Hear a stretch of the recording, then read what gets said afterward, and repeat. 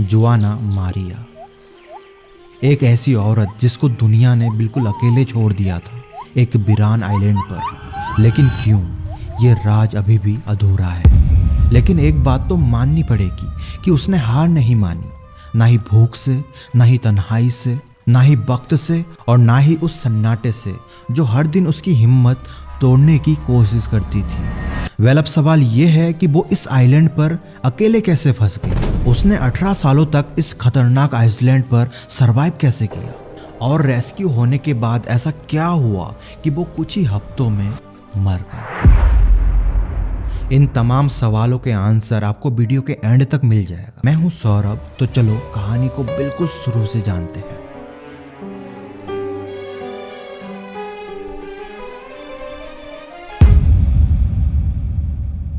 California के coast से लगभग 100 किलोमीटर दूर प्रशांत महासागर के बीच एक छोटा सा आइलैंड है, सेंट निकोलस आइलैंड। आज ये जगह बिल्कुल सुनसान है, लेकिन एक समय था जब यहाँ पर निकोलिनो ट्राइब्स के लोग रहा करते थे। दोस्तों, 1835 से पहले इस ट्राइब के लोगों ने सदियों तक इस आइलैंड पर अपना घर बना रखा था। ये लोग बेहद शांति प्रिय एंड नेचर के साथ गहरा जुड़ाव रखते थे। उनकी जिंदगी बहुत सरल थी। वे सरवाइव करने के लिए समंदर से मछलियां पकड़ते, पक्षियों का शिकार करते एंड जंगली पौधों से अपना इलाज करते और हर दिन अपने तरीके से जीते थे। शाम होते ही ट्राइब के लोग आग जलाकर उसके चारों ओर बैठते, सभी को अपने पूर्वजों की कहानियां सुनाते एंड समंदर की ठंडी हवाओं के बीच अपनी परंपरा जिंदा रखते थे। जुआना मारिया, जिसे आज दुनिया the lone woman of Saint Nicolas Island के नाम से जानती है, वो इस ट्राइब की एक मेंबर थी। इस आइलैंड पर जुआना मारिया अपने लोगों के साथ शांति और सुकून से जीवन बिता रही थी। लेकिन ये शांति ज्यादा दिनों तक टिक नहीं पाई।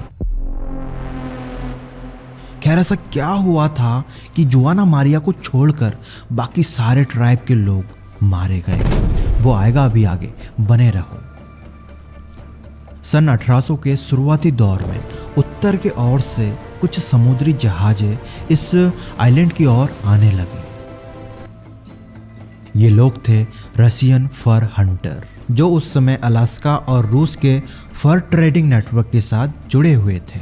उस दौर में सी ऑटर यानी समुद्री सील मछली के खालों की काफ़ी ज़्यादा कीमत थी। उनके फर इतनी मुलायम और कीमती थी कि यूरोप और चीन के बाज़ारों में इसकी बहुत भारी डिमांड थी। इसी लालच में रूसी व्यापारी और शिकारी अपने जहाज़ों के साथ अलास्का से कैलिफोर्निया के दक्षिणी तट की ओर आने लगे।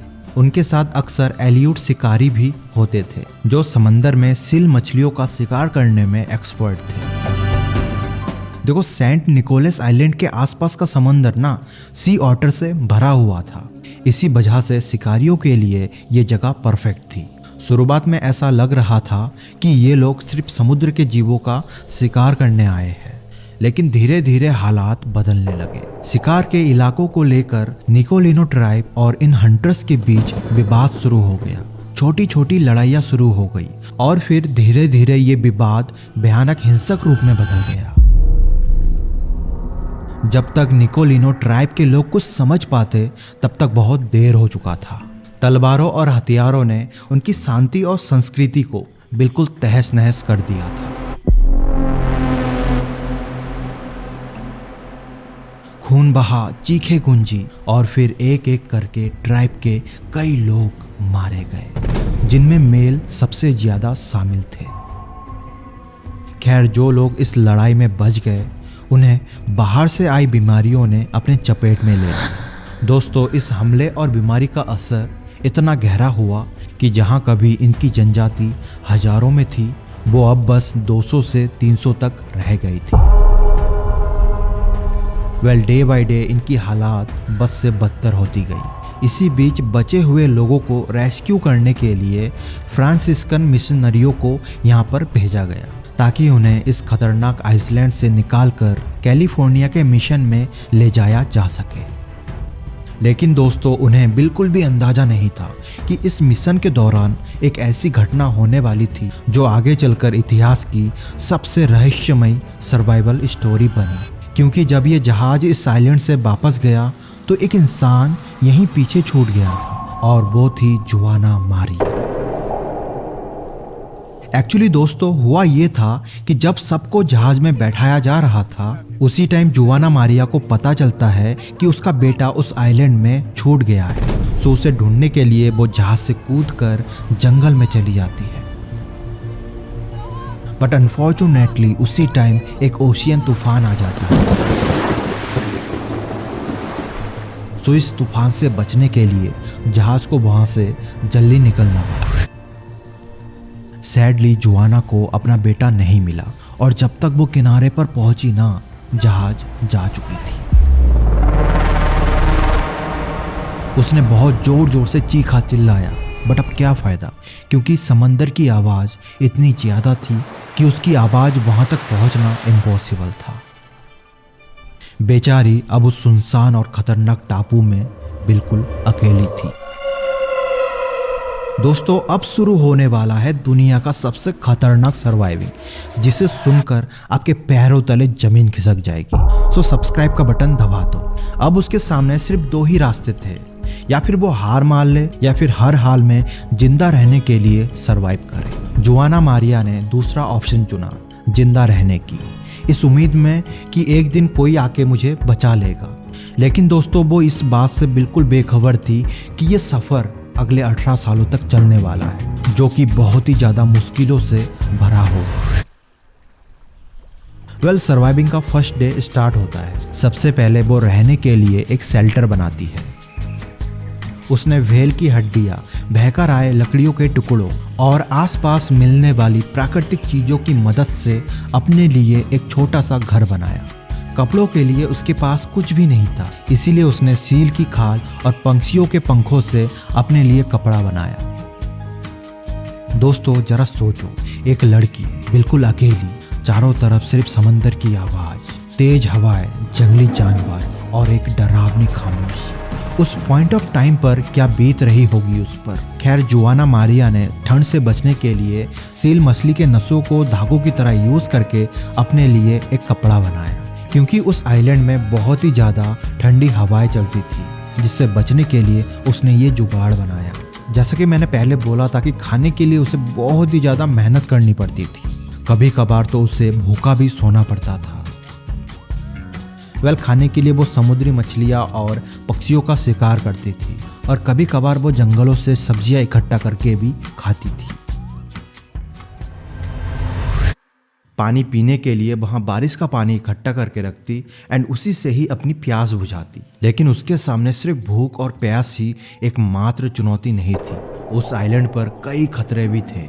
एक्चुअली वहां जंगली कुत्तों के झुंड घुमा करते थे, जो किसी भी कमजोर शिकार पर हमला कर देते थे। कई बार जुआना मारिया को इन कुत्तों से बचने के लिए पेड़ों या फिर ऊंची जगहों पर छिपना पड़ता था।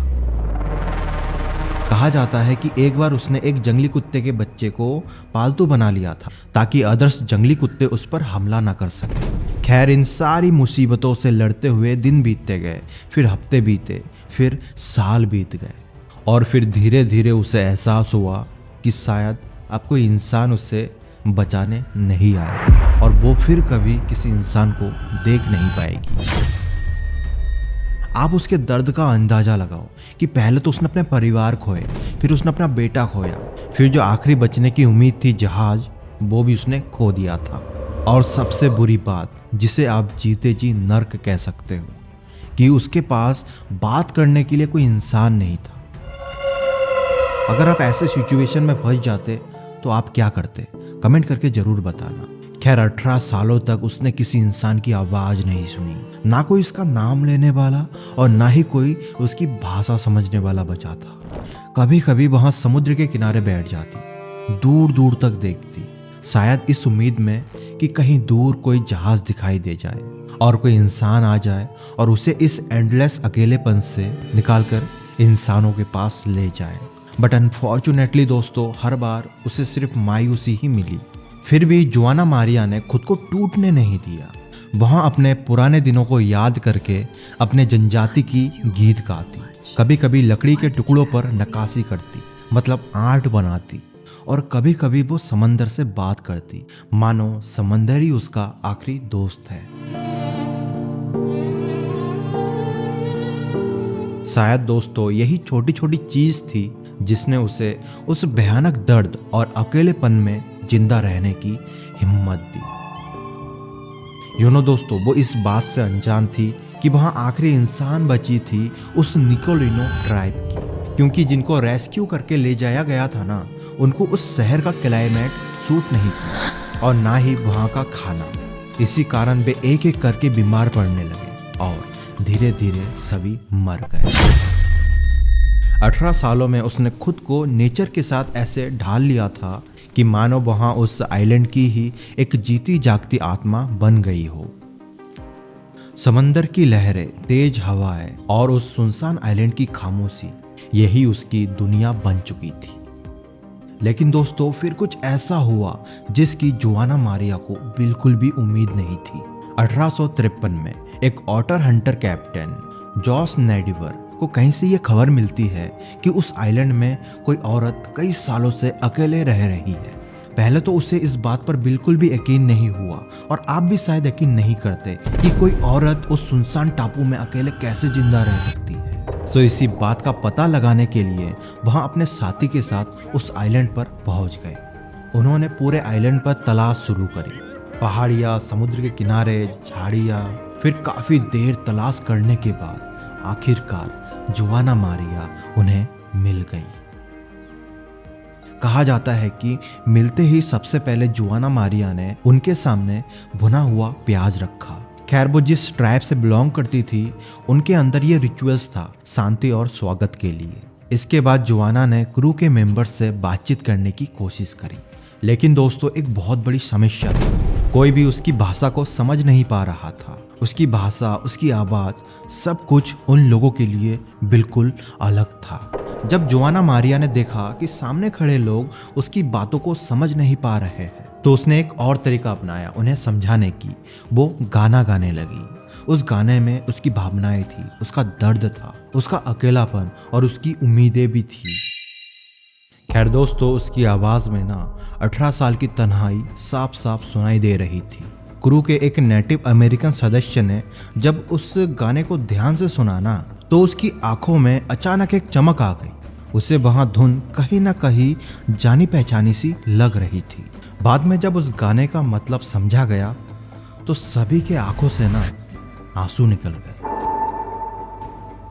उस गाने का मतलब था वो दर्द जो उसने शुरू से लेकर अब तक, मतलब 18 सालों तक सहा था।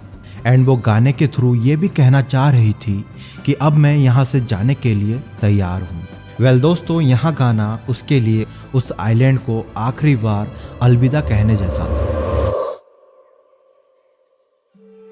उसके बाद रेस्क्यू वाले उनको कैलिफोर्निया के सेंटा बारबरा सिटी ले गए। वहाँ के लोग उसे देखकर हैरान रह गए, क्योंकि पहली बार उन्होंने किसी औरत को पंछियों के पंखों और सील के खाल पहने हुए देखा था। जोआना मारिया को नए कपड़े दिए गए, वो नए नए लोगों से मिली और उसने नई दुनिया देखी। भले ही उसकी भाषा किसी को समझ नहीं आ रही थी और ना ही वो दूसरों की भाषा समझ पा रही थी, बट फिर भी इतने सालों बाद इंसानों के बीच रहना उसे अच्छा लग रहा था। उसने कैप्टन नेडिवर और उनकी पत्नी मारिया के साथ रहना स्टार्ट किया। कुछ समय के लिए ऐसा लग रहा था कि शायद अब उसकी जिंदगी फिर से नॉर्मल हो जाएगी, लेकिन दोस्तों कभी कभार ना किस्मत इंसानों को बहुत ही देर से सुख देती है और बहुत जल्दी छीन भी लेती है। वेल कुछ दिनों तक तो सब कुछ ठीक चल रहा था, लेकिन कुछ ही हफ्तों बाद सब कुछ बदलने लगा। सिर्फ 7 हफ्तों बाद ही जोआना मारिया मर गई एंड उसके साथ साथ निकोलिनो ट्राइब की आखिरी निशानी भी हमेशा के लिए खत्म हो जाती है। डॉक्टर का मानना था कि सालों तक आइलैंड पर रहने के कारण उसका शरीर बहुत ही साधारण और सीमित खाने का आदी बन चुका था, लेकिन जब अचानक उससे नए और अलग तरह के खाने मिलने लगे तो उसका शरीर उन्हें सहन नहीं कर पाया और यही कारण था कि उसकी मौत हो गई। खैर, जुआना मारिया के मौत के बाद उसकी कहानी धीरे धीरे पूरे दुनिया में मशहूर होने लगी। लोग हैरान थे कि कोई औरत इतने सालों तक अकेले कैसे जिंदा रह सकती है।